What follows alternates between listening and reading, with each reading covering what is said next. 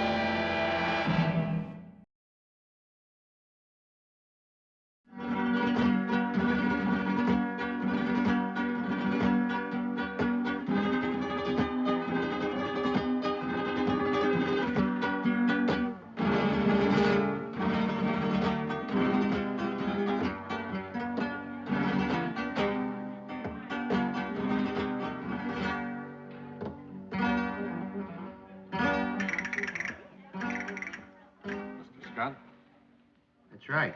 Mr. Gunn, please have a seat.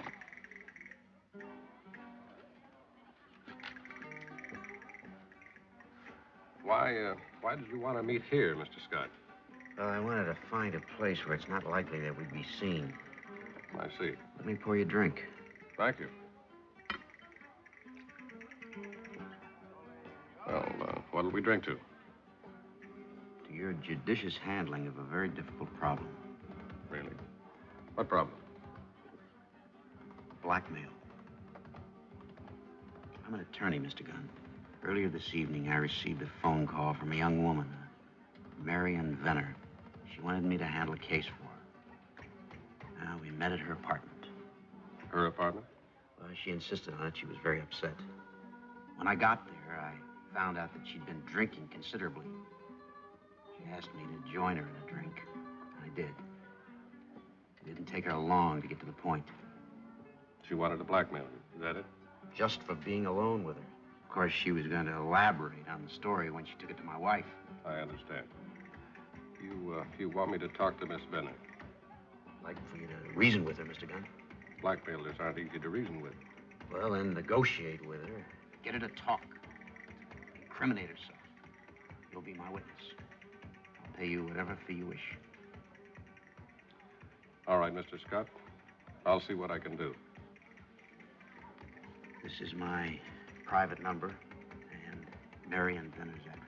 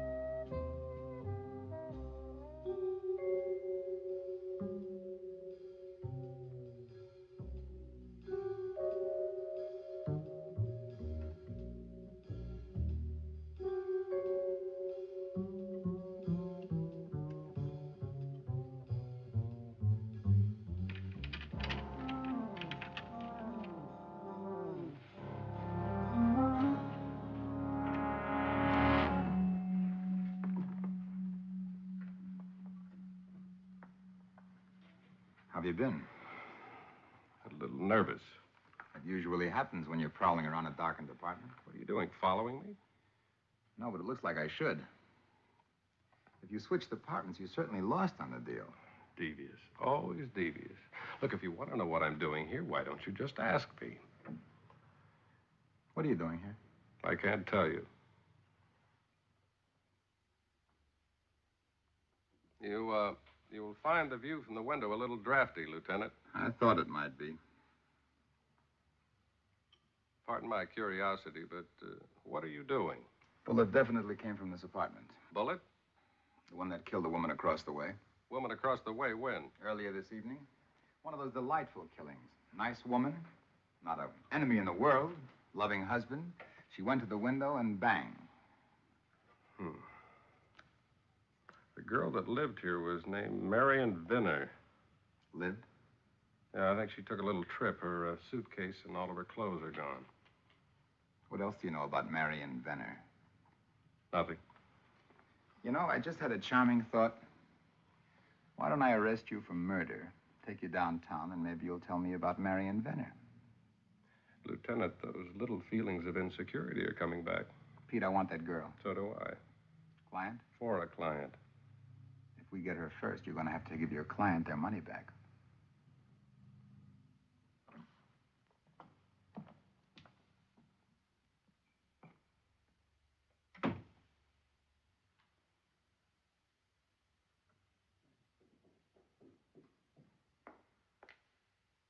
Hello, Mr. Gunn. Oh, Mr. Scott. I'm going to have to ask you to talk quietly. My wife's room's directly across the hall. I see. Well, I don't think there's need for caution anymore, Mr. Scott. Uh-huh. Looks like Marion Venner has solved your blackmail problem. Why? Police seem to think she's committed a murder. Murder? A shot was fired from her bedroom. Killed a woman across the way. That's incredible. I knew what kind of a woman she was, but murder? Well, people commit murder for a lot of different reasons. Whatever her reason, it's a police case now. As far as I'm concerned, it's all over. Well, we didn't even talk about the fee yet. No, please. There's no fee for just stopping by an apartment. That's very kind of you. Not at all. If I can be of help any other time, let me know. Good night. Good night.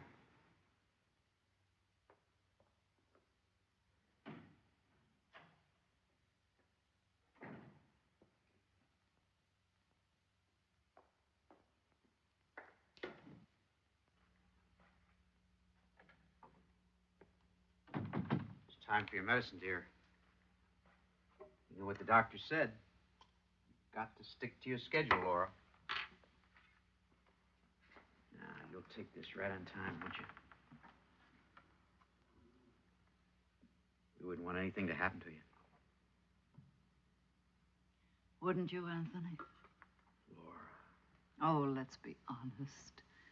I'm a burden. I have been for a long time now. And I'm not exactly the youngest wife in the world. Laura, let's not go over that again. It can't be much of a life for you this way. Laura, please. I couldn't blame you if you decided to leave me. I'm not going to leave you, Laura. It's never even occurred to me. You did once. It was a long time ago. Do all our arguments have to go back to that? I've made that up to you. I've been a good husband. Sometimes. Sometimes what? Sometimes I just don't know what to do.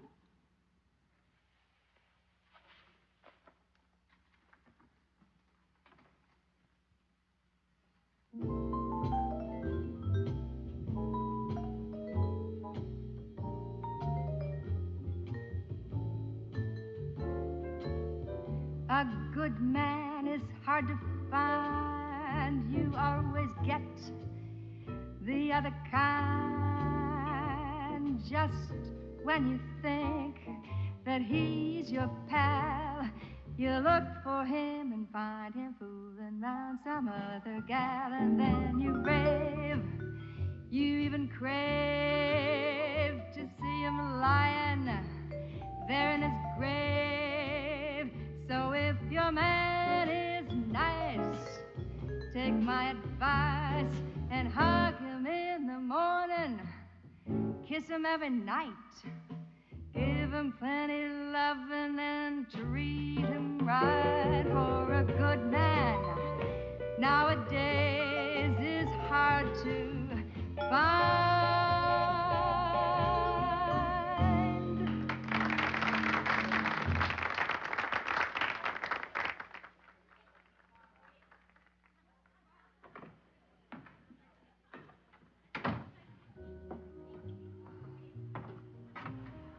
Should I call a doctor? Should you? Well, don't ask me. Well, you suggested it. I didn't suggest it. It was just a thought. Okay. Okay, what? Should I or shouldn't I? Well, do you want to call one? Might be a good idea. Make you feel better? Possibly. Sick? No. Oh. Thought you might be. Oh. No? No. The last time you came in here this early, you had a case of German measles. Well, maybe I'm just waiting for a prospective client. You never waited for a prospective anything. Not anything? Not clients. Your clients are always on time or a little early, and you are always a few minutes late. You know me pretty well, huh? I've been studying your technique. And? Gets the right kind of results. Glad you approve. I approve of anything that gets the right kind of results. Oh? Mm-hmm.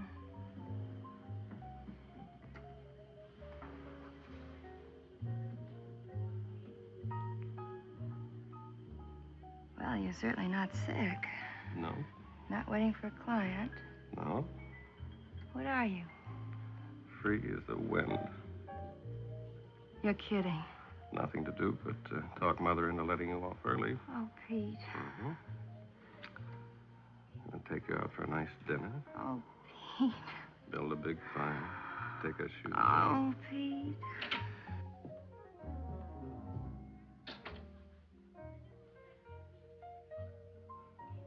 Pete, you want it on the phone.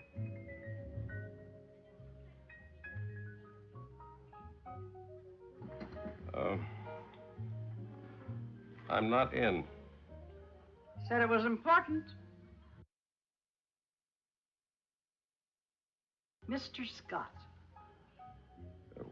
Well, Well?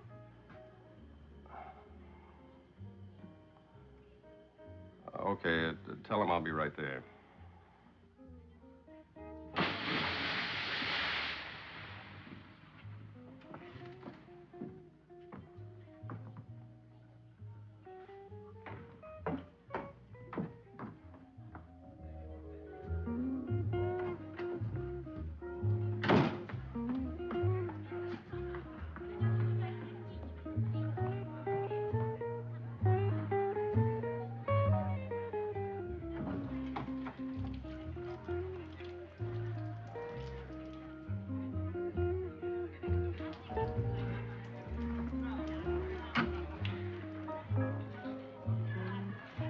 Hello?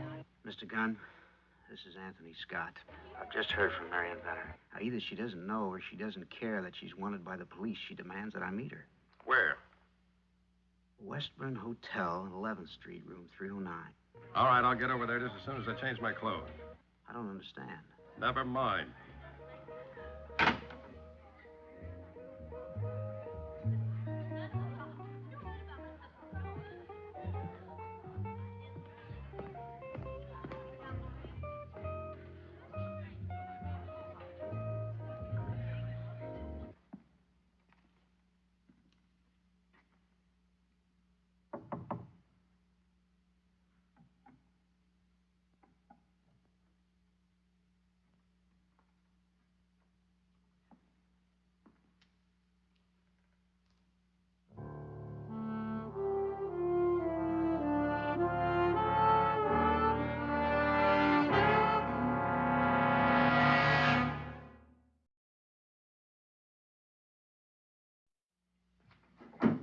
How do you manage it? Manage what? The last time I left you, there was a bullet hole in the window. Now I find you with a bullet in the body. Look, Lieutenant. How do you do it? What ghoulish star do you walk under? Just lucky, I guess.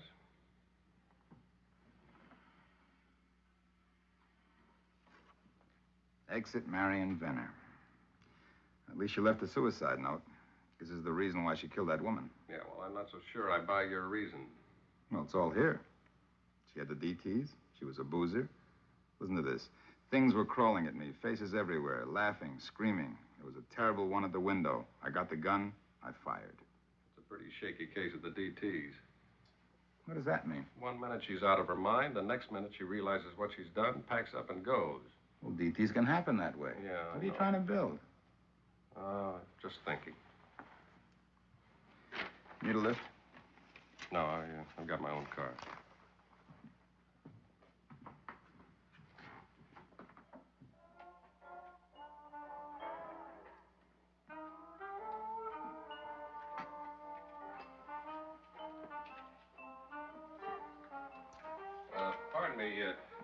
I have some cigarette change? I don't know. Well, when do you think you might reach a decision?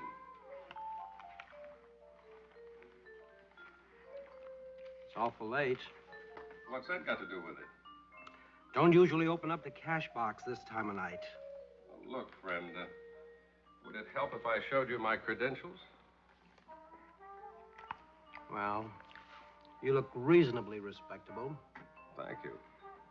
Turn your back.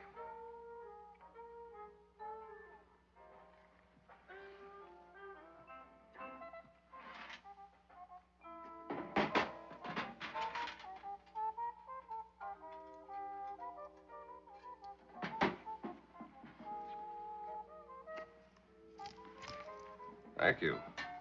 You've been very cordial. Well, what can you do? Speaking of cordiality, you look like the type of fellow who might have a fatherly interest in his tenants. And you look like a very prosperous fellow.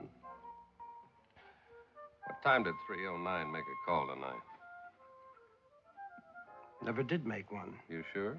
I'm sure. Positive? Look, she never made any calls. I wouldn't know her if I fell over her.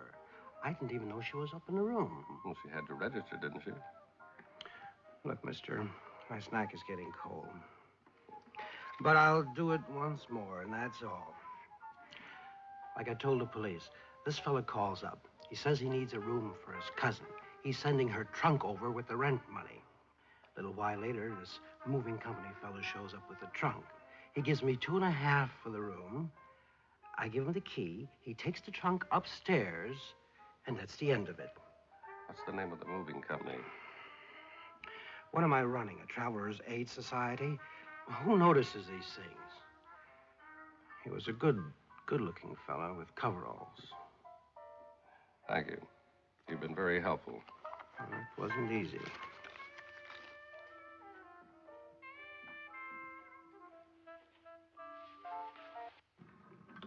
Pete, what are you trying to win? You're not telling me anything new. When I left you in the hotel room, I came down to the lobby, and Mac and Joe had just finished questioning the hotel clerk. That room was rented by our cousin. Have you found that cousin? Running a check. Of course, we don't know the cousin's name, but we're running a check. What'd you come up with? Thanks to you, a well-sharpened fountain pen. Give me $1.98. Lieutenant, are you satisfied that this is a suicide? Pete, I'm not satisfied when anybody is killed. But do you mind if I go by the book? You got any background on the girl? If you can call it background. She was a nobody, a floater. She worked at Kerry's bar on 17th Street. Hostess. Any friends, relatives? Well, nobody close, except a boyfriend, a fighter named Moreland. What's his address? Aren't you satisfied the way we do things here? I'll let you know after I talk to Moreland.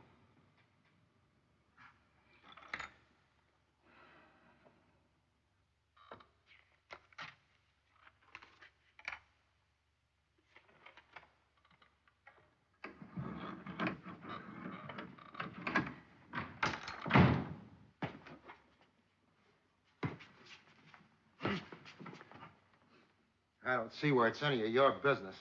Might become a lot of people's business, Moreland. Marion's dead. When? Tonight. The police are operating on the theory that she killed herself. She wouldn't do that. Why do you say that? We were going to get married.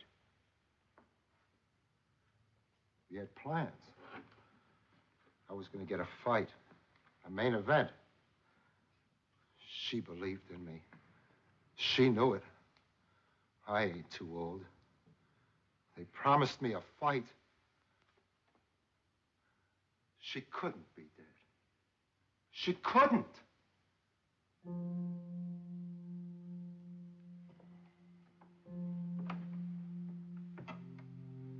Sorry, Moreland.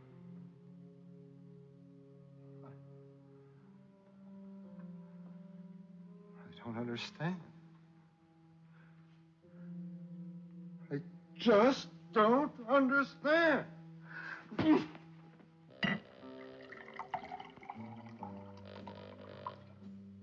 Hey, Sammy, raise the bridge.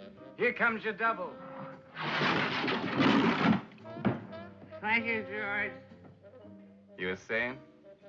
I was asking. Marion Venner? What's to tell? She works here. Minds her own business. Pretty good dame. Heavy drinker?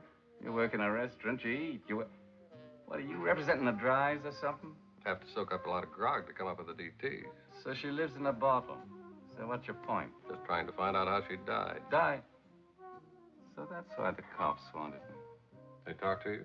Yeah, I got a call. Wanted me to come down. Told them I was on duty. Get there when I finish. Did, huh? It's too bad. Like I said, Marion was a good dame. Do you think she could kill herself? You hit it. She had a big booze problem. How'd it happen? Shot herself, maybe. Shot herself? That's a neat trick. Wonder who held her hand for her. Held her hand? What do you mean? She was walking grog shop. Been in the hospital a couple of times. Finally had a stroke, half paralyzed her hand. I used to have to help her with the paychecks. You know, steer her hand. What do you mean she couldn't write? Like I said, she could hardly sign her own name.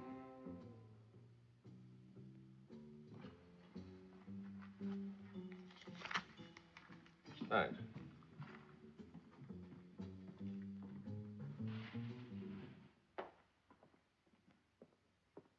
It was unwise of you to come to the house, Mr. Gunn. Mr. Scott, these scenes can be long and tedious. Why don't we spare each other the trouble? I don't understand. Why did you kill her? Kill her. How could a girl sign a suicide note when her hand was paralyzed? You're trying to trap me, Mr. Gunn. I just came from Carey's bar. The bartender tells me that a man bearing your description was with Marion early this evening, left with her. He's wrong. I've never been there. The police will ask the bartender to identify you face to face. An eyewitness, Mr. Scott. You know what that means. That's why you killed the woman across the way. She was an eyewitness, too, wasn't she?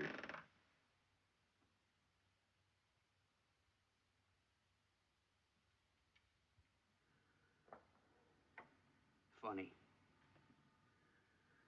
You're lonely because there's nothing for you at home. You walk into a bar, meet a girl. The wrong girl. All that at her place was true about the blackmail. She wanted money or else she'd go to my wife. And the gun? We were arguing. She pulled a gun on me. I tried to grab it away from her and... It went off.